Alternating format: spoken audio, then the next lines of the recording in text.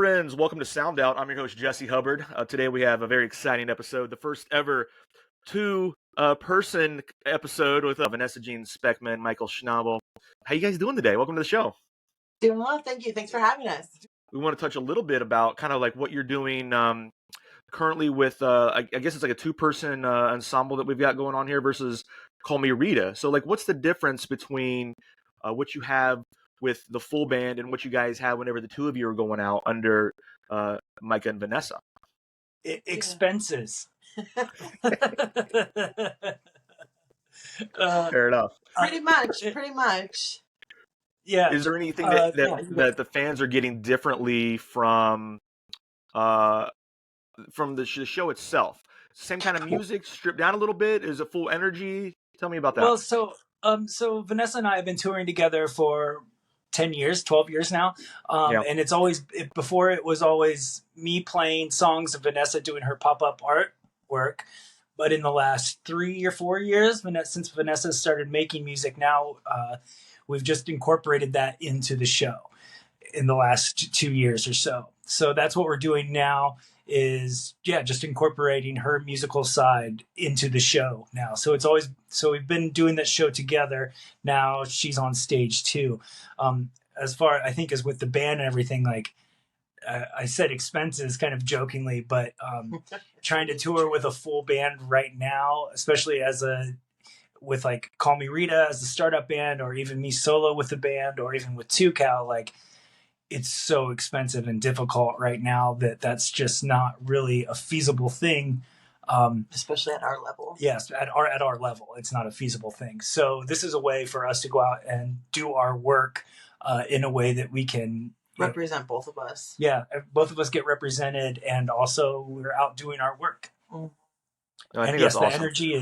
The energy is obviously full force. Yeah, I still haven't learned how to pull back on the throttle yet. Maybe at 41, I feel like I'm getting a little bit better of not being full throttle all the time. But I think at our age too, and like the age of our bandmates and responsibilities for everybody, like we want everyone to go home with money in their pockets. So that's a big factor for, I think, our decision making, whether we're going to go solo 100%. or full band. Right. Like as you get older, it gets harder to ask somebody to just come out, and we can't in good conscience ask our friends to come out and do it just for the love of it. We have to be able to pay them appropriately. Like 2Cal and Call Me Rita back in December just did Columbus and Toledo, and both shows were great.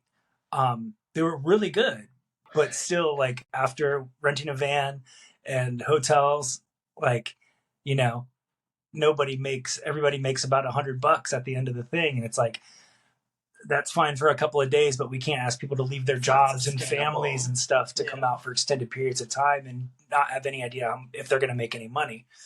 It's just not a feasible thing or the right thing to do, So instead of asking for sacrifices from others, like we're the business owners, we can sacrifice for ourselves. If we go out and don't make money, we got to go do the thing. Right. That's our credit card. That hurts. Right. Well, we can pay for those, pay that bill later, but we can't ask our friends to come out and work for nothing, Right. And I think it changes morale too. Yeah. I love that. I respect that. I think that's the great way to look at it, and it's, it's just, like you said, I mean, you were kind of joking, but you're serious, like the expenses of everything, right? Like it just makes sense for everybody, for the whole shebang to kind of go out. And the two of you, it's easier to navigate everything, the expenses that you've got going out, the money coming in, all that. Right. So I get it. Plus, the nice thing is with Vanessa and I, it's two businesses in one vehicle. Right. So, we can if we each have a decent merch night, that's a great night all around for the crew, And if we share the stage, it's still two merch entities. Right. At the end of the night being. So it's much easier to exist out on the road, especially for longer tours and stuff in that. We've agreed upon it, of like what our standard is of mental health and, that we don't expect, we're okay if we don't come home with money that we can sustain that hit. Right. Again, we can afford to, not afford, but we're okay with losing. We can't ask other people to lose for the sake of our passion pursuits, Yeah. No, 100%. I absolutely get that. Um, so, Micah, you touched on it a little bit, the different, uh, identities of the different projects that you have. You've got Two Cal, you've got your solo band. The two of you have Call Me Rita together, and then you have what the two of you are doing when the two of you go out together alone. So obviously, the financials aside, juggling all of those for the both of you, really, is there something that's really taking the forefront now? Is it the two of you? Do you see this as uh, really where you want to go, at least in the short term future, or is everything still kind of moving together, collectively and whatever presents itself? I think everything is still moving together pretty fluidly and collectively. Again, just because of where we end up with, like if 2Cow was in a situation where we made money and that was like a job that we could do, then that would maybe take a little more precedence. Like right now, the thing with Vanessa and I is the most feasible and doable thing. And it's a lot of fun and it's what we love doing. So we can go out and do that, And our schedules are much more flexible. Like everyone else are in touring bands and have families and homes and whatnot. So everyone's schedules is pretty Swiss cheese at the moment. But I think it's all like laying groundwork for the whole picture for everybody. I mean, any night that if it's just the two of us at some point, obviously Shane's name gets, dropped or something like that. Everyone's always present at some point. Yeah, and I think the brand, if we can, like the brands are all kind of tied together, If tricks are selling well, Coca-Cola does just fine by it too. You know what I mean? Like, so I think it's all tied together. Again, this is the most feasible way and an exciting way. Like I have a new solo record coming out, so it's exciting to be out playing those songs. Vanessa is in the middle of creating her first record, I guess we would say. So everything is new and exciting, and we're out introducing these things. I guess this is the focus right now, we would say. And then just taking as many opportunities as possible. I mean, we're throwing everything at it. Like 2Cow has a couple Ohio shows in March, and Call Me Rita just got a show for March in Columbus. So, I mean, as much as we can do as often as possible is what we're saying yes to. Yeah, wherever the opportunities come, chase them down and go for it. Yeah, I absolutely love that. So I probably been following 2Cow for, I don't know, I told you before, Micah, probably since it's been close to a decade now. And you guys, which is really, really fun. I love the band. I mean, they're like, an all-time great punk band in my eyes, Cal punk, whatever you want to call it, but I just call it punk. And that's fair. Yeah, and Call Me Rita has really been so much fun to follow along with since its inception. This is probably the highest compliment that I could give a band. So every year, for the last 20 years, me and my friends do a thing around the holiday times where we make a mixtape still, I call them old school mixtape, but we do CDs or Spotify playlists still, what we call our top 15. There are top 15 songs that we were into that year. They don't have to be new from that year. It can be any period of time. It can be stuff from the 50s if we want, but they're the 15 songs that meant most to us that year. And this past year, this is a stick up, was on my top 15. And I think that's the highest compliment that I can give a band, because that I hold this top 15 to be a sacred thing. Right, it's a big deal. Yeah, thank you. So I just wanted you guys to know that I love that song so much. So you were born to be on stage. I think this is awesome just to see you, just so passionate and full of energy and feeling and emotion. Feels like she kind of stumbled into a calling, because she really took to being a front person really quickly. It didn't take usually that's a learned thing, but she was able to step onto stage pretty immediately and get into it. Well, thank you. I'm like, son of a bitch. It's just like natural. It's amazing. So I've had a lot anyway, of years I'm excited to see more of you guys doing all that. I have to ask the name. They call me Rita. What's the it's a cool name? I dig it. So a name is everything with the band. Is there a certain meaning behind that? Yeah. I saw the other day on like a time hop on Facebook that the band originally was like VJS and the MGs or something like that. But Call Me Rita was actually from like my mother's childhood. She was too poor for braces, and so she would put tinfoil on her teeth and walk around the playground, and she wanted to be Rita Hayworth. So she would tell people to call her Rita instead of her name was Cecilia Jean. And so I always had like a vivid image of her with tinfoil on her teeth walking around the playground like a boss little bitch telling people to call her Rita. So yeah, it's kind of like a permission to be what we want at any point in our life is kind of the imagery I was hoping to capture with the name.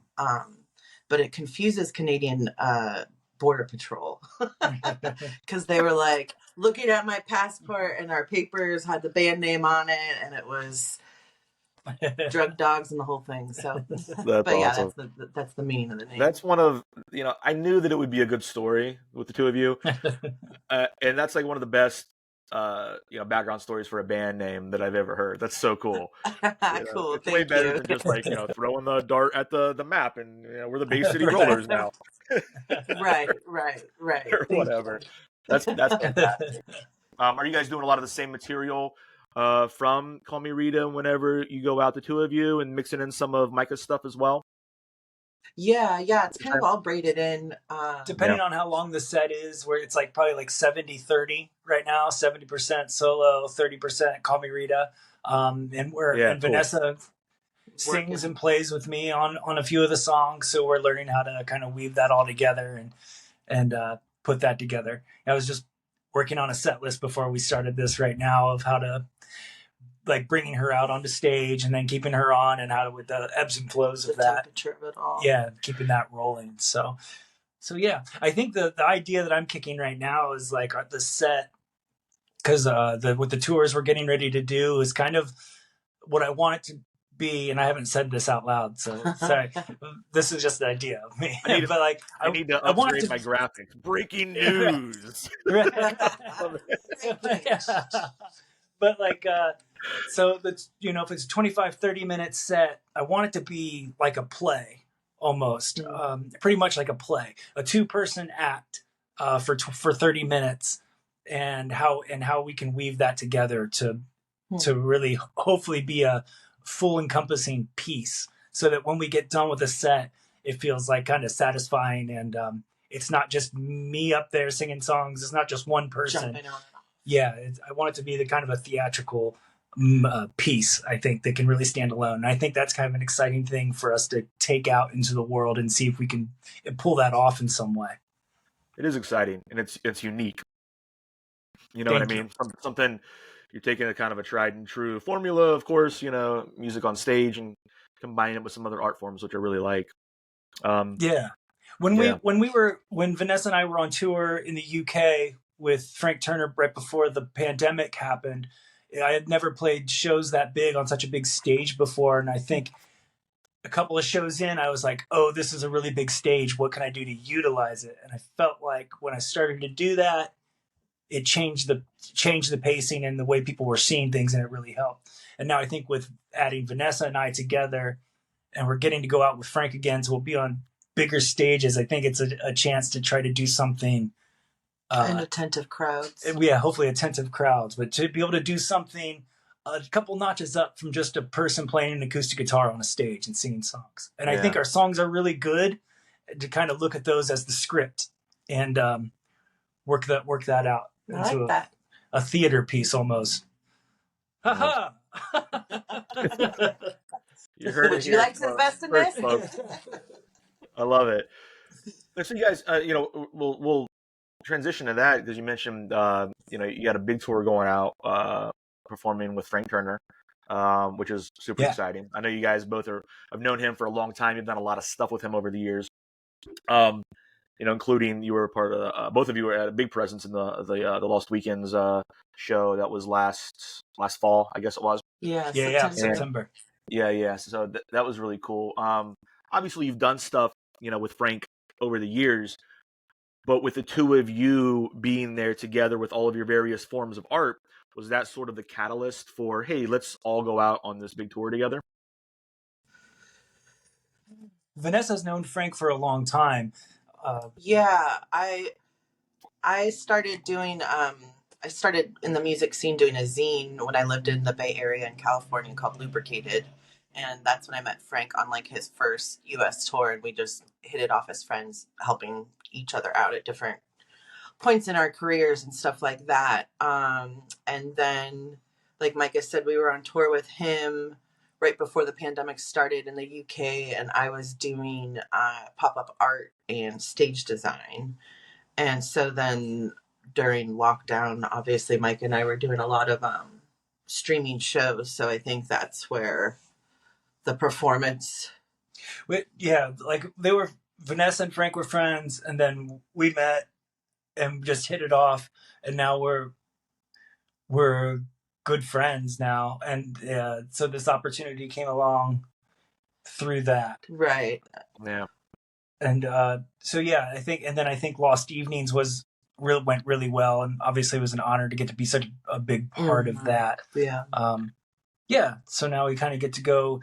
I think we were on tour with him when the pandemic happened. I think this is almost kind of like a reclaiming it, trying to kind of complete that trauma cycle.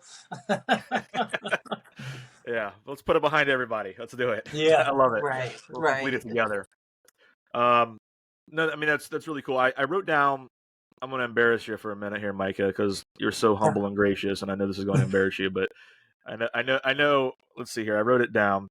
I found this online, and we've been talking about doing this show. Internet. Yeah, right. The internet. You heard of it? The internet. We've been talking about doing this show for a while, so I've had this written down on my phone for a minute. But the quote that he said about you, which I think is awesome, and it's as follows from Frank Turner: "If there's any justice in this world, Micah would be headlining stadiums around the world. He's my friend, sure, but his songs are easily the equal of anything Dylan did at his peak. He might be the finest songwriter I've ever met. If you don't know his music, for the love of God, listen to it now. I promise it'll change your life for the better." Oh, shit. Yeah, that's dude. A nice one. So funny. So what that night was when we played. Vanessa and I opened for Frank in Roseville, California, and on Spotify you have like Spotify artists and stuff where you can see like who's listening and what's happening, right? Frank posted that night, and the next morning I woke up with this thing from Spotify that was basically like, have you died? Or are you like cheating the algorithm somehow? Because it was just a straight line up. I think I had like 1,300 listeners the night before, and when I woke up, it was like 6,000 or something, Nice. which is a big deal to me. Yeah, absolutely, big deal. So obviously that's the highest compliment you could ever get, especially from another songwriter, and then a songwriter that an artist that I respect so much, much love and respect for, and I think that says a lot about Frank too, of like having us out on this tour and him posting about that. I think that's what makes his community so amazing, is that, he handpicks who he plays with, and he posts about what he's excited about, what he's listening to, and what he's reading, and he builds community around him. So. Yeah, and not to, I don't. No, it's fine. I want to say it's like what I've learned a lot from Frank about how to, he uses so much of his platform to help build other people up.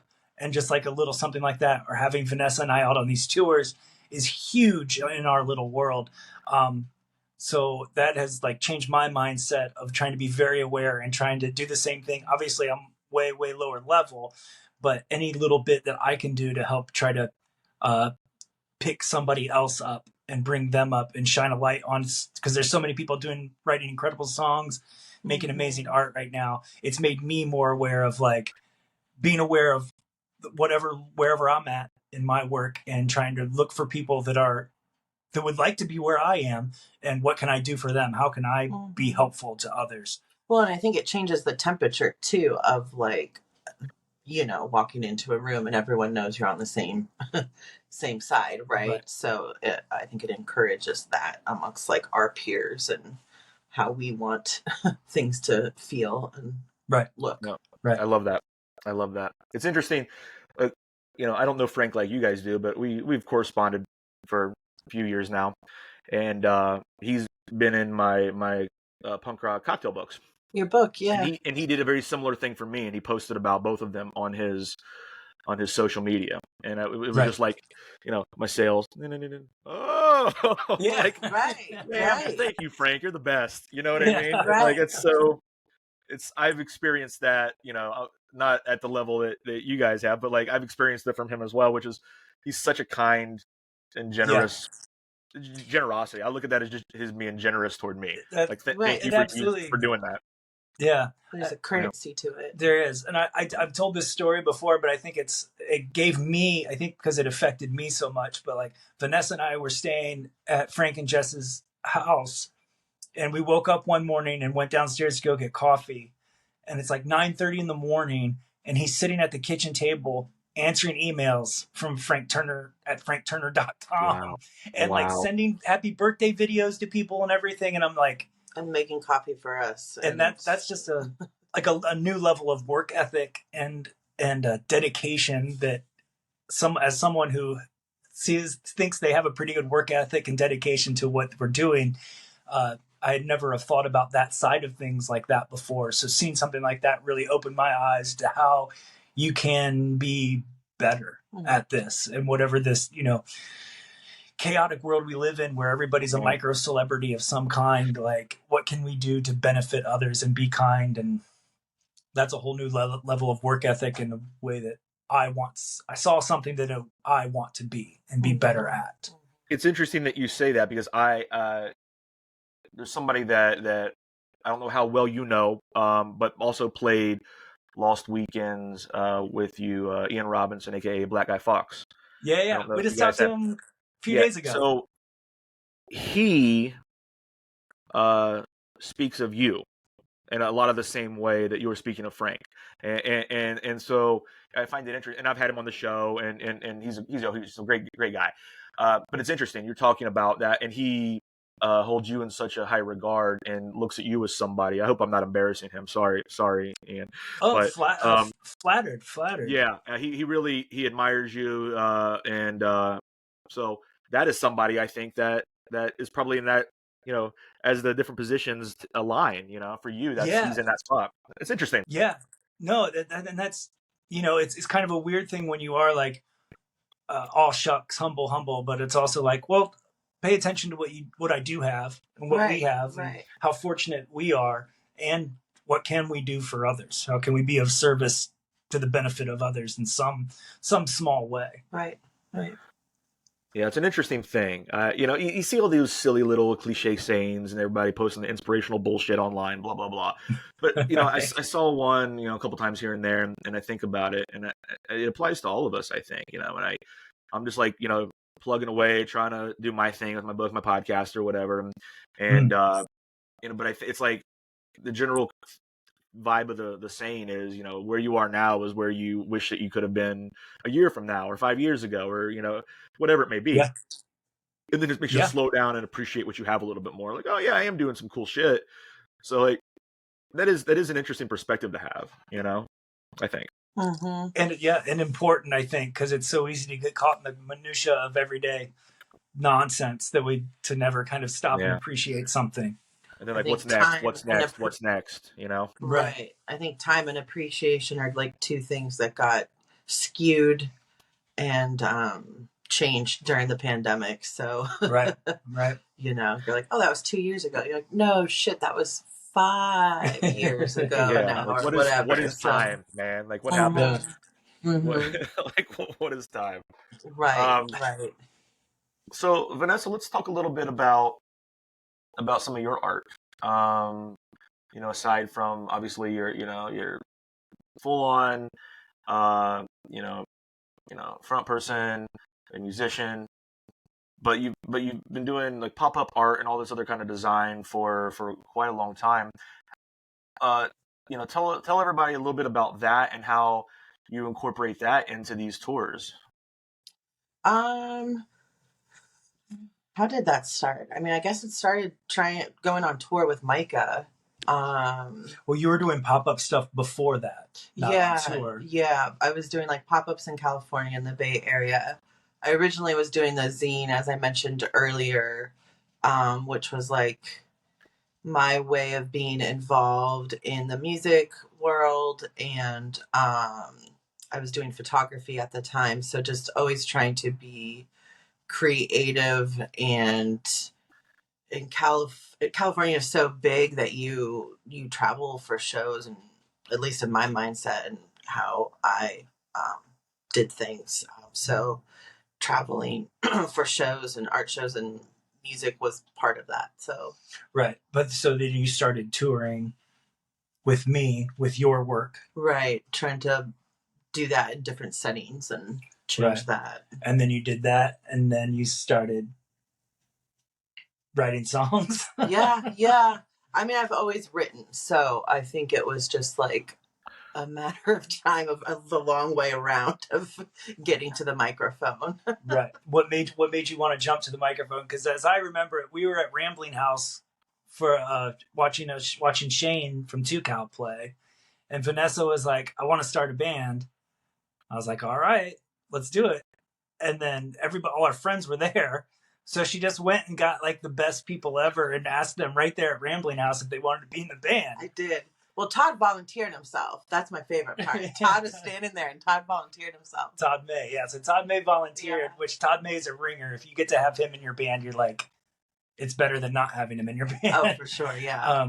And then we walked to Rumba, where Jason was bartending, Jason Winter, and he's an incredible drummer. And then she had Jay Gasper there too. Yeah.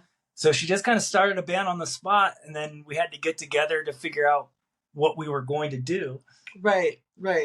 And then the pandemic happened. So, but we started with a long piece with was like 8 poems and just us kind of making a sonic layer soundscape, and then we worked into writing songs. Yeah, because during lockdown, Micah and I were doing so many live streams, and I hated it. I hated doing it.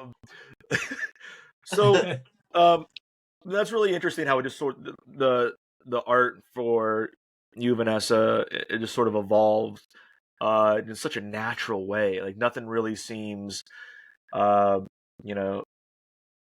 anything short of completely authentic, really. Like, just combining these different forms of art that you've always done, and it just makes sense, and here you are. I think that's really cool. What I want to know is... I think that's part of why it's so exciting right now, is because we're writing these songs and we don't know what they're going to sound like. We don't really know what the sound of the band is yet. Mm-hmm. So we're just it's just wide open right now. We can do anything. Right. Like this is a stick up. Our guitar player, Jay Gasper, wrote the music for, and Micah had to pull his teeth almost to share that with the band. So that was a new form of writing for us. Yeah. So it was it's such just a raw, it feels like the Stooges. It just is the shot of like folk rock. Yeah, thank you. And that's awesome. Oh, I love that song so much. Anyway, I already said that, but like, is that what we're going to expect from more material, or is it going to be a variety of maybe more stripped down stuff, some more energetic stuff? I don't think we know yet. I don't think we know. Fair enough. That's definitely where like my energy level and urgency in the world is. It's like, in your face, and no time for metaphors or anything like that. But I mean, like Jay and Todd have been on tour with Lydia Lovelace, and so we just got back to Ohio, and Jason, our drummer, and Micah and I just got together. So that was even like the first time that the three of us were just in a room and like, Yeah. It's still a really exciting time in the band, because we're all older, but we're also getting to get into a room like again for the first time and find out what this band sounds like, which is really exciting. Right. And we played with Bob Starker at our Columbus show, who plays saxophone, and that was like a whole new fucking badass level. And the way he thinks, you know, changes the way Jay plays guitar. And so it's evolving right now into, and it's still wide open. So that's always a really exciting place to be as a band. So I wanted to ask you guys about, obviously, you know, Micah, with your, you know, background and different projects and bands you've been in, you know, you sound how you sound, and you've got a certain style. But are you drawing from different inspirations for this project? And this goes to both of you. Like, where are you drawing your inspirations from? Whether it's other musicians, other forms of art, you know, whatever it may be. For me, musically right now, I don't know. I've always never been afraid to like change and try different things, and it's a bit of detriment to my career. But and I know that now. But I, you know, right now I feel like I'm falling into this kind of little more noisy and aggressive. Okay, so maybe it isn't that different. Maybe I've always been noisy and aggressive. So it's probably going to be noisy and aggressive on my end. Vanessa, what are you bringing to the table on this? Well, I too feel noisy and aggressive. Yeah, I mean, I think in terms of like, I'm sure we have overlap in what we're listening to just because we live together and hang out. But I think hip hop has been played a lot in our house in terms of delivery and style and storytelling. Personally, for me, I think maybe that's something too. And coming from writing the books, and I think you and I talked about the hip hop background when you and I talked. Coming from that idea of language being its own instrument is really exciting and to me, and getting, I guess that's outside of the folk, the normal folk storytelling idea, which is which I love, obviously, but I think there's something more to be done with the experimenting with language as an instrument that I think I'm really interested in right now. And I was just like, before this, I was just listening to Bone Thugs and Harmony, Creeping on a Come Up, the EP. Yes. And if you listen to that on Spotify right now, they have the lyrics. You can watch the lyrics, and to see what those, like, they were kids when they were doing that. Like, to see what those kids were creating. They're playing jazz with their, you know, but they're incorporating, they created a whole language with, you know, with the instrument that they had at their disposal at that time. The language they created on that EP is unbelievable. And I think as any music listener, even if you're not a hip hop person, if you go listen to that record right now and read along with the lyrics, like, you hear what they're doing. It's Miles Davis. It's jazz. It is absolutely incredible. So I'm interested in that right now. That's such, I know we've talked about the hip hop thing before with you, but that's such an interesting thing that you both said hip hop, especially, you know, after hearing you know, the debut single, I guess it was, you know, This Is a Stick Up. It makes me want to go back and listen to it and see if I can see any of that influence in there. It makes me excited to see what else comes down the line. I think it is. I think it's like we were saying, that the directness of the storytelling, and not in the traditional folk storyteller sense. Sure. I think. Right. Just when, you know, how you listen to something with a certain mindset, it can change the experience. Right. You know. Right. Yeah. There was a interview I was listening to with Nicki Minaj, and she was talking about how it's not even what you say, but I disagree with that, but it's how you say it, and it's the cadence. And so that's something new for me that I'm excited to work on, because I'm new to this. So and it's all exciting right now. I think also, like, for me, Patti Smith and Amyl and the Sniffers were kind of, and Fat, Toby Nwigwe's wife, were kind of like the three influences for me of not everything has to be sing-songy, just not having a lot of female representation of, aggressive delivery, and that sort of thing. So those were three things that I listened to where I was like, oh shit, okay, I can do that. And then I was like, let's go back to the studio and redo it. I forget on what track it was, but right. There's attempting, and like I think a lot of people that like to sing stop singing or don't do it publicly because we're kind of taught that it's supposed to be pretty, and singing or expressing yourself doesn't have to sound pretty. And I think specifically in the more when you get into more femme category, there's the kind of expectation of it's like, well, sing pretty, instead of this like pressure, you can go for the fucking throat too. Like you can, like you can go. And that's what I think Vanessa, and I think that's part of what's connecting with people so much. Cause like, as we do this, even when it's just her and I playing together, like you can see the visceral reaction in the crowd and hear it and see it.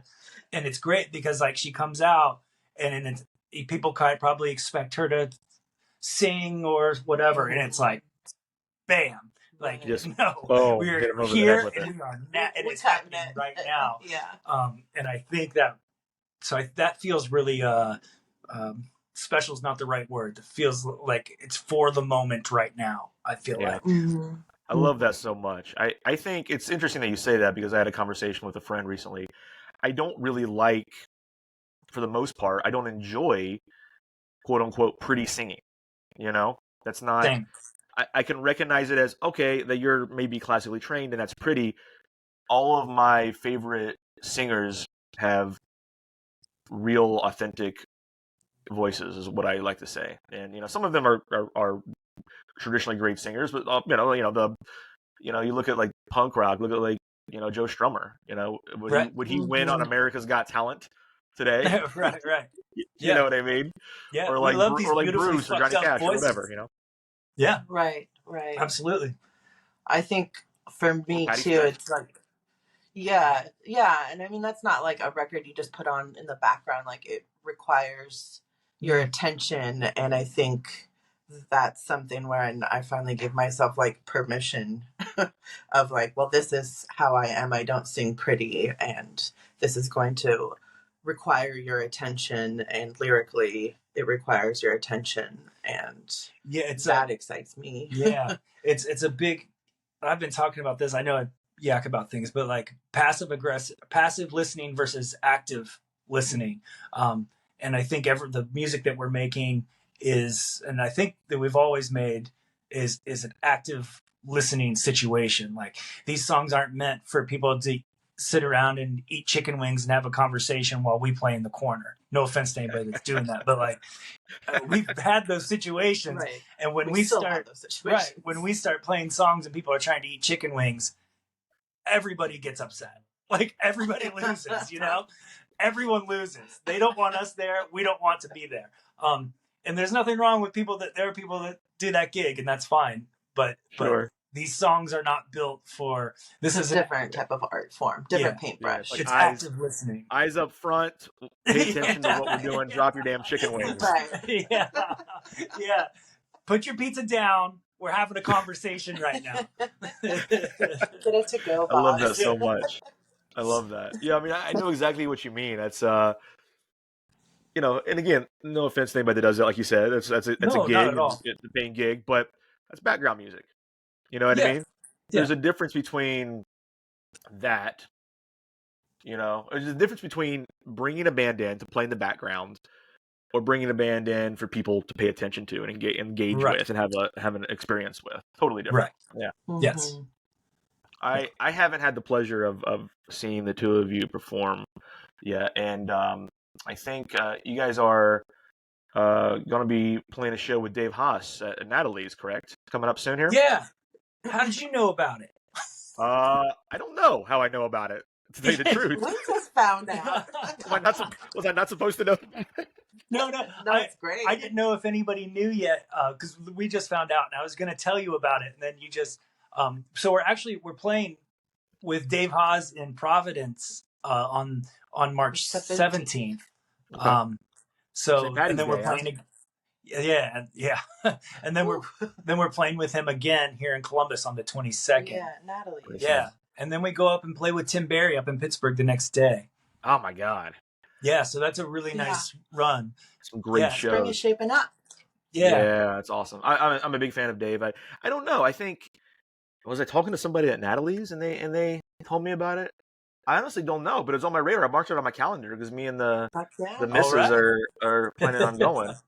Hey, awesome. That means our PR is working. Yeah, I was literally going to ask. That's the best way to know. Like, I just know about it. I'm gonna go. Love it. So I'm really looking forward to that. That's going to be fun. It's a great venue. Great lineup with you guys and Dave. And so when you do shows like that, whenever you're going out and you're doing a support slot for somebody like a Frank Turner or a Dave Haas or Tim Barry or whatever.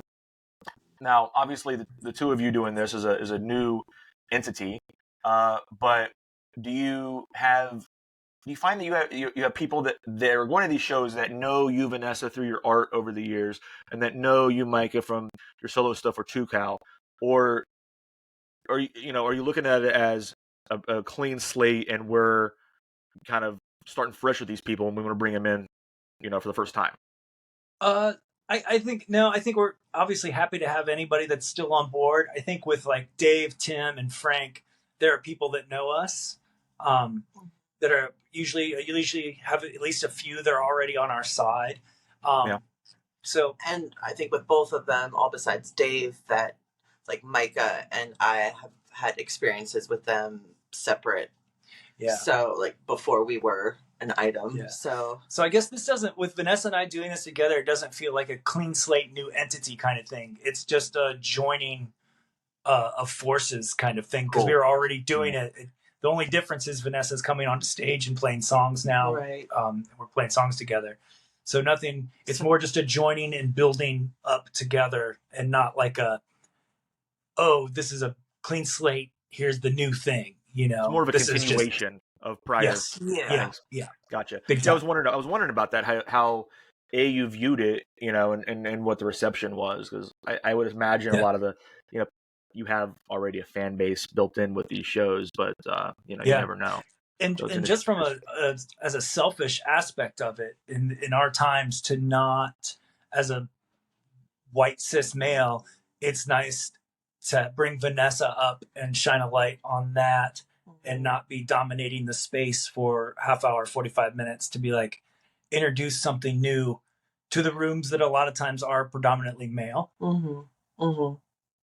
And it's nice to have that opportunity too, because I didn't do a lot of the hard touring that you did early days. So it's nice to be able to step up to something. I don't take that for granted. Yeah. You, Vanessa, are with a lot of these shows and people that you may already have these relationships with, of course, but do you ever have any of them come up to you initially and just like, whoa, like where's that been? Yeah. I think that's been the general reaction. I think there is a bit of shock value to it too. Like I was saying, like when she comes out, because what we've been doing lately is I do like one song, Vanessa comes out and does a song with me, and then we do a song of Vanessa's just to like ease into it. And there is that shock value of like, oh, well, what's Vanessa going to do? Oh, shit. It's like, whoa, they get awesome. They get it real quick. Put your pizza down. Right. Let's go, box. Put your pizza down. Up front. Our friend Ian at the holiday show got an eye alert that his heart rate got too high during the Call Me Rita set. Okay, so whenever you guys put out physical music on a record or whatever, I think that there needs to be mention of that in the lineup for the album. That's good. Maybe your friend could be like, it elevated my heart rate to a dangerous level. Right, exactly. Hopefully he's okay, but that's a great quote. That is fantastic. So we got the big the shows with Dave and Tim Barry, the tour with with Frank. When does that start for you guys, and how long does that take you through to the year?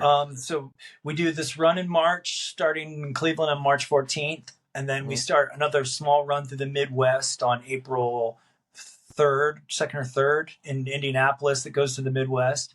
And then May 23rd starts the Frank Turner tour in Harrisburg, Pennsylvania.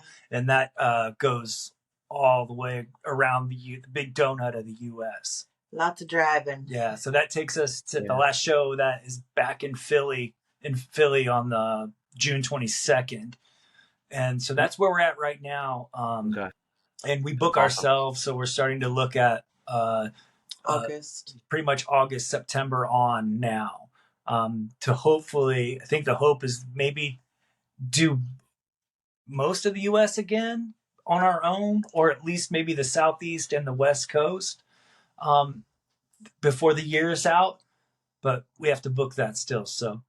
We're slacking. Yeah. We're slacking. Hopefully somebody calls with another support tour and helps us out with that. Yeah. Absolutely, yeah. No Columbus, Ohio dates, am I correct, for the tour with Frank? Right. No, the closest is Chicago or Pittsburgh is the closest we're coming. Pittsburgh's the closest. Pittsburgh. So no Ohio dates at all, huh? No, there's no. It's a pretty outer ring of the U.S. Yeah. Which Pittsburgh's I'm assuming not that far from here, though. I'm assuming that leaves him room for another. Yeah, sure. I think at that level you kind of do the outer ring, all the coasts and everything, and then I'm guessing probably sometime later in the year or even the next year they'll come in and do the internal part of the United States, so you can hit those places. Yeah. That's exciting, guys. Yeah. Super excited. Yeah. Well, this has been great. You guys are great. This is all super fun. Yeah, thanks so much for having us, man. Yeah, I could talk to you guys about like music and all this stuff for hours, but I really appreciate your time. So I'm gonna let you go on this Sunday afternoon to enjoy the rest of your day. We appreciate you, man. Thanks for having us. Absolutely, guys. And I'll try to say hi at the Dave show. So hopefully. Oh yeah, we'll see. Oh, of course, we'll see. Yeah. It's gonna be Two Cup plays what day in March? March 9th at Space Bar. Yeah, we'll be there. Beautiful. Yeah. All right, guys.